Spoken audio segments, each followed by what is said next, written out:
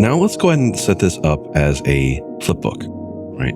We've extracted the sprites, but we need to actually be able to do something with it.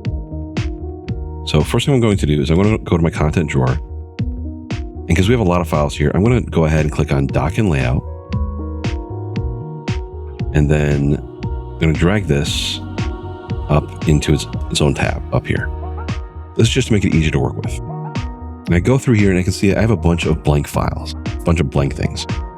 Because when we cut this out, it treated all of these empty spaces as sprites. Not really what we want. So we go through here and grab all these blank ones, hit delete, and get rid of those. We go through all these. So I'm not going to make you watch me do that. I'm going to cut the video here and see how it looks.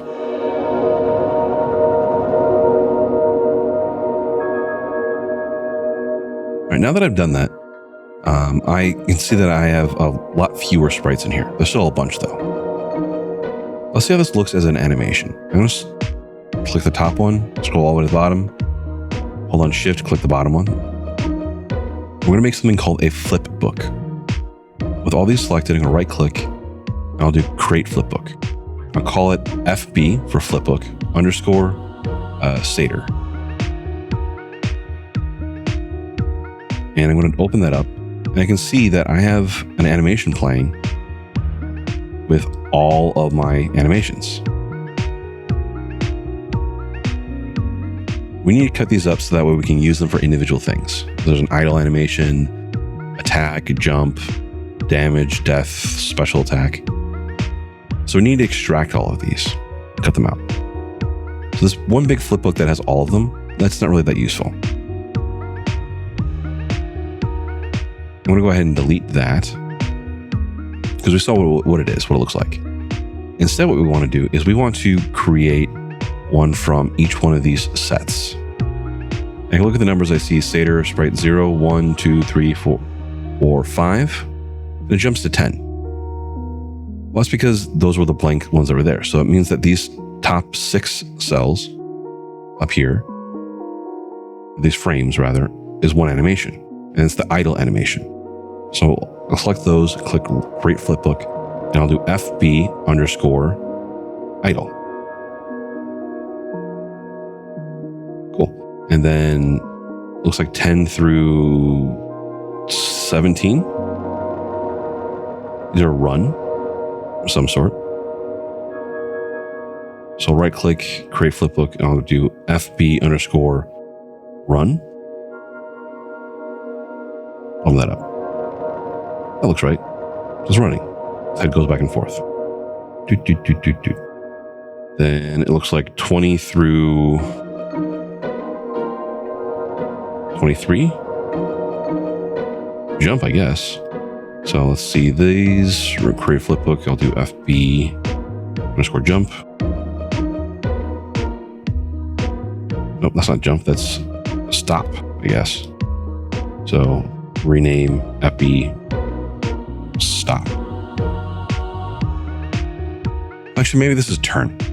So actually, let's do rename this FB turn. Yes.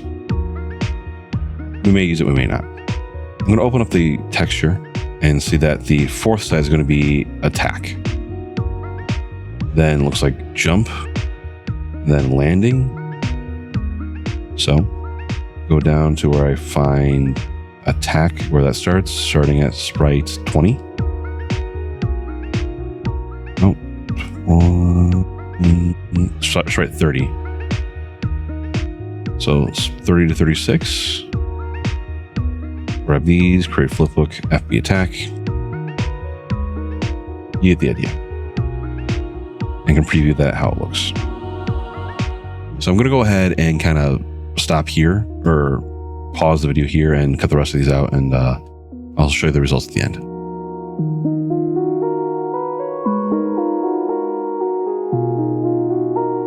All right, so at the end of this, I have FB death,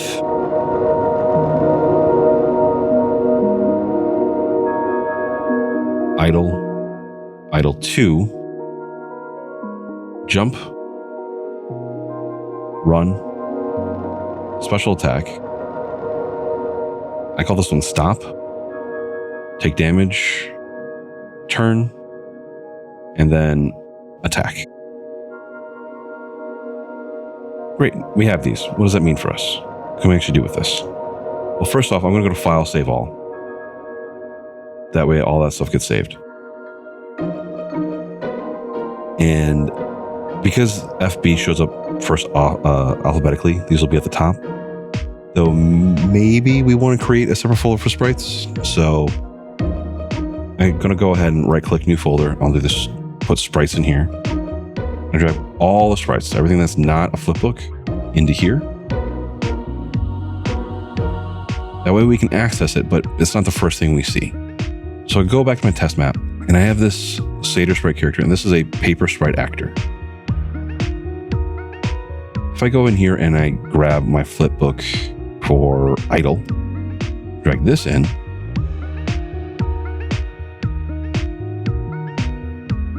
and make this so it's standing on the ground, I now have an animated sprite.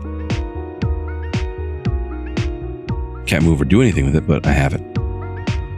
Now you may notice that these look to be different sizes. When you place it, they look different sizes, but they're actually the same. They're just not lined up. So I'm going to grab both of these and put them and reset their position, and then drag them up and shift them over so you can see them.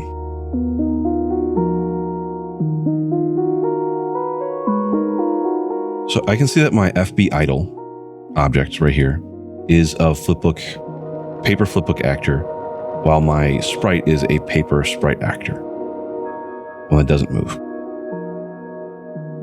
So keep that in mind as we're working that different components do different things. Right, so I'm going to take the paper sprite actor one that doesn't move. I'm going to delete that. I'm going to go ahead and I'm going to go to my props folder. Or actually, we'll do enemies. Go to enemies. And I'm going to grab the skeleton idle. Right click. I'm going to extract this out. And auto actually does a pretty decent job here, but for the sake of just making sure that it is the right thing, I set this to grid. And you can see that there are 1, 2, 3, 4, 5, 6, 7, 8, 9, 10, 11. So I'll do 264 divided by 11. And then click extract. I now have my sprites. I'm going to select all of these, right click, create flipbook, FB underscore idle. Then create a new folder called sprites. And I'm going to grab the idle ones that are there that we already finished with, drag these into sprites. Get them out of the way. I'm going to take this skeleton and drag this into my scene. I'm going to reset the position and drag this so it's just right on top of the ground. I'm going to have to turn snapping off to be able to do so.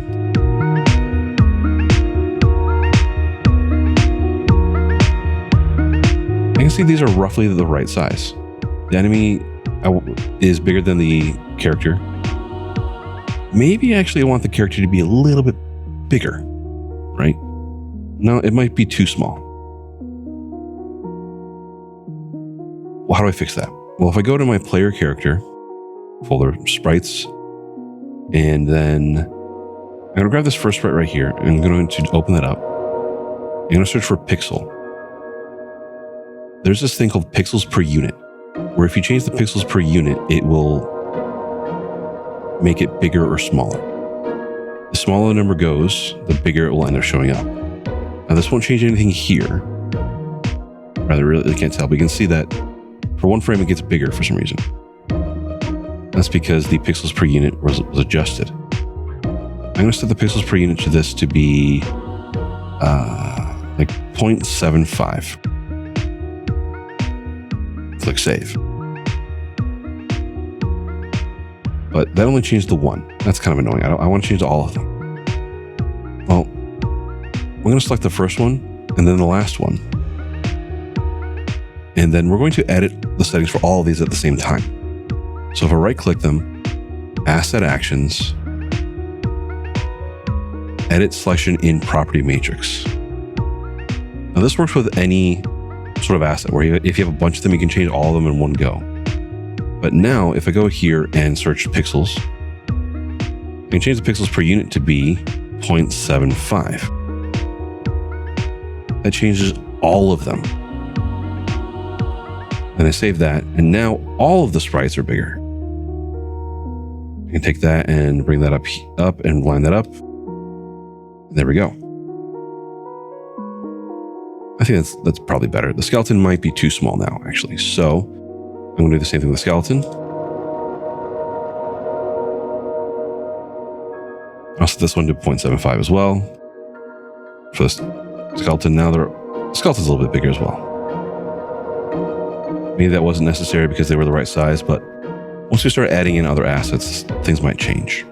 Let's go ahead and grab a coin. Let's do that. So go to content drawer, sprites, props. There's the coin that I imported earlier. I'll right click and I will extract sprites.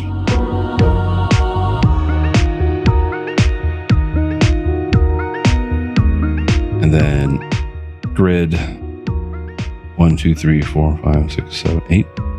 So 128 divided by 8. Extract. Create a new folder called Sprites. These all in here. Then click all the sprites here, right click, create flipbook, FB_coin. And I'll drag this out into coin folder.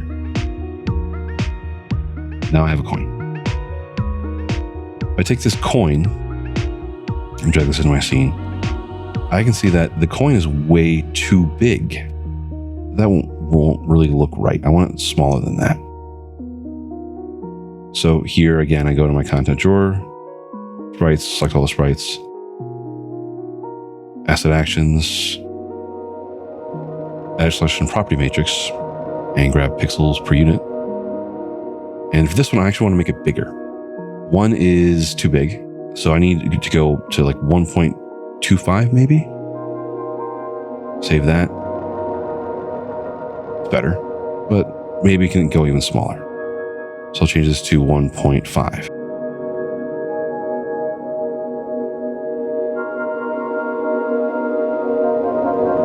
There we go. I think that's more reasonable. Maybe I want to change a little bit more, but that works for now. So we now have 3 objects in our scene.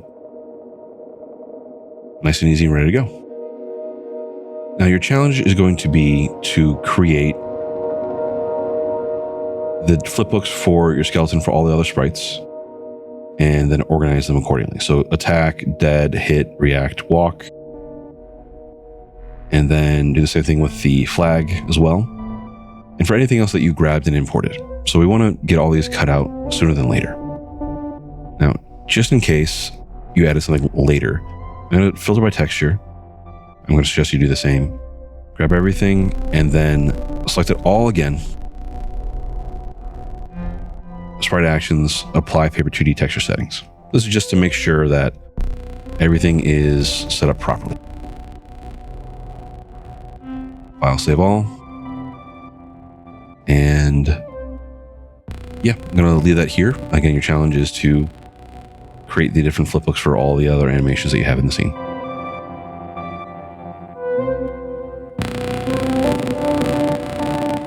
So I figured I would show you what I have here at the end.